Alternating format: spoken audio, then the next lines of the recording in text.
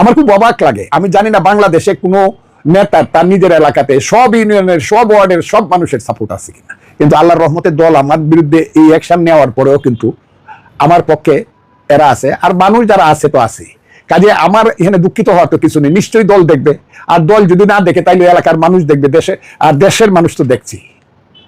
এই যে গুপ্ত হত্যার ব্যাপারটা আমি শঙ্কিত আছি, আমাকে হত্যা করার যে হুমকি দিচ্ছে এটা অসহনীয়। অন্তত গত কয়েকদিনে 10,000 আমার মুসলমান মা রোজা রাখছে, আর শত শত আমার হিন্দু মা তারা পূজা রাখছে, আমার উপরে কেন এই ধরনের ঘটনা ঘটছে? লেখক মহিউদ্দিন মোহাম্মদ লিখেছেন, আপনার বিরুদ্ধে ব্যবস্থা নেয়ার জয় হয়েছে জামাতের, কি বলবেন? আপনাকে অসংখ্য ধন্যবাদ, আপনার চ্যানেলকেও আমি জানাচ্ছি ধন্যবাদ। মানুষ যারা শুনবেন এবং শুনছেন তাদেরকে আমার সালাম জানাচ্ছি, আসসালামু আলাইকুম। লেখক মহিউদ্দিন আহমদ, আমি তার লেখা পড়ি, দেশের বাইরে থেকে এত সুন্দর লিখতে পারে, বাংলাদেশের সংস্পর্শের বাইরে থেকে, এটা আমার কাছে খুব অবাক করা ব্যাপার। তার লেখার প্রতি আমার সাংঘাতিক টান আছে এবং আকর্ষণ আছে। এখন এই যে কথাটা বললেন, এই কথার উত্তর যদি আমি দিতে যাই তাহলে আমার দল কিভাবে নেবে আমি জানি না, কারণ আমি তো ব্যক্তি চেয়ে তো দল বড়। দল একটা সিদ্ধান্ত আমার ব্যাপারে নিছে, তারা যেটা ভালো মনে করছে সেটা নিছে, সেই সিদ্ধান্তের বাইরে গিয়া এই সিদ্ধান্তটা আমি মেনেও নিছি, কাজে সিদ্ধান্তের বাইরে গিয়া কোনো কথা বলা আমার পক্ষে সম্ভব না। মহিউদ্দিন আহমদ যেটা লেখছে এটা তার উপলব্ধির কথা, দল যদি সেই ব্যাপারটাকে বিবেচনা করে আমার খুশি হওয়ার কথা, আমি খুশি হব। আমি এর বেশি এই প্রশ্নটার উত্তর দিতে পারবো না। আচ্ছা স্যার, আসলে আপনি এখন কেমন আছেন? মানে অনেক কিছু যাচ্ছে আপনার উপর দিয়ে, অলরেডি গেছে 3 মাসের একটা অন্তর্বর্তী নিষেধাজ্ঞা বলতে পারি, তো সবকিছু মিলে আপনি কেমন আছেন? আপনারা যদি বিশ্বাস করেন, আল্লাহর রহমতে আমি এখন এত ভালো আছি যে আমি এখন অনেক কিছু চিন্তা করতে পারছি, যে আমার কি ত্রুটির জন্য দল আমার উপরে এই অ্যাকশনে গেল, এটা আমি চিন্তা করছি বা করি। আবার এই বের করার ফলে আমার অবস্থানটা কোথায় দাঁড়াইল, আপনি আমার এলাকায় চলেন, আমি 6 তারিখে এলাকায় যাব, 6 সেপ্টেম্বর। সেখানে প্রথম একটা অনুষ্ঠান হবে আমার ইটনামিটামিন অষ্টগ্রাম উপজেলায়। সে অনুষ্ঠানটা হবে একটা ধর্মীয় অনুষ্ঠান, আমাদের দিনের নবী হযরত মুহাম্মদ সাল্লাল্লাহু আলাইহি সাল্লামের জন্মদিবস উপলক্ষে সেখানে হবে 12 রবিউল আউয়াল জন্মদিবস, সেইখানে উরস হবে একটা। সেই উরসে তাদের সাথে আমি যোগ দিব, অষ্টগ্রামের মানুষ যারা বিশেষ করে আহলে সুন্নাতুল জামাত করে এবং সর্বস্তরের মানুষ, কত হাজার হাজার মানুষ হয়, শুধু একটু দেখবেন।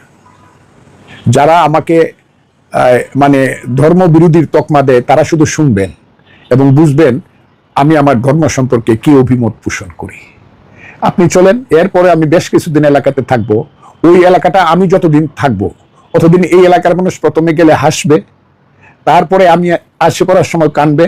আর এখন অন্তত গত কয়েকদিনে 10,000 আমার মুসলমান মা রোজা রাখছে, আর শত শত আমার হিন্দু মা তারা পূজা রাখছে, আমার উপরে কেন এই ধরনের ঘটনা ঘটলো? এগুলো আপনি গিয়া দেখেন এলাকাতে, আমি কোনো বলি না, আর অথচ আমি কাউকে বলি নাই।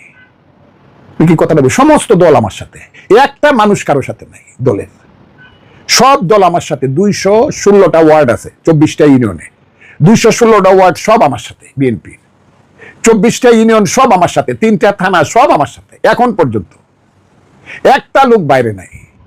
আমার খুব অবাক লাগে, আমি জানি না বাংলাদেশে কোনো নেতার তার নিজের এলাকাতে সব ইউনিয়নের সব ওয়ার্ডের সব মানুষের সাপোর্ট আছে কিনা, কিন্তু আল্লাহর রহমতের দল আমার বিরুদ্ধে এই অ্যাকশন নেওয়ার পরেও কিন্তু আমার পক্ষে এরা আছে, আর মানুষ যারা আছে তো আছে।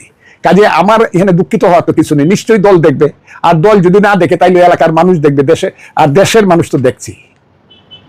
ঘটনা কিন্তু একটা এইরকম হয়ে গেছে যে আপনার উপরে যদি আঘাত না আসে তাইলে কিন্তু বুঝতে পারে না আপনি সহ্য করার ক্ষমতা কত, আপনার ধৈর্য কত, আর আপনার পক্ষে কত মানুষ। আপনার যদি দুঃসময় না আসে, আমি দেখলাম দুঃসময়ে সারা পৃথিবীর যেখানে বাংলাদেশের মানুষ আছে এর 95% মানুষ হলো আমার পক্ষে।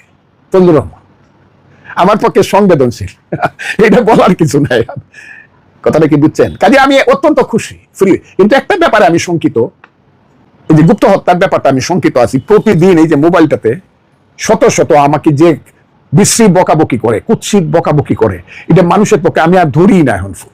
এ হলো ব্যাপারটা, এবং আমাকে যে হুমকি দিচ্ছে এবং আমাকে হত্যা করার যে হুমকি দিচ্ছে, এটা অসহনীয়।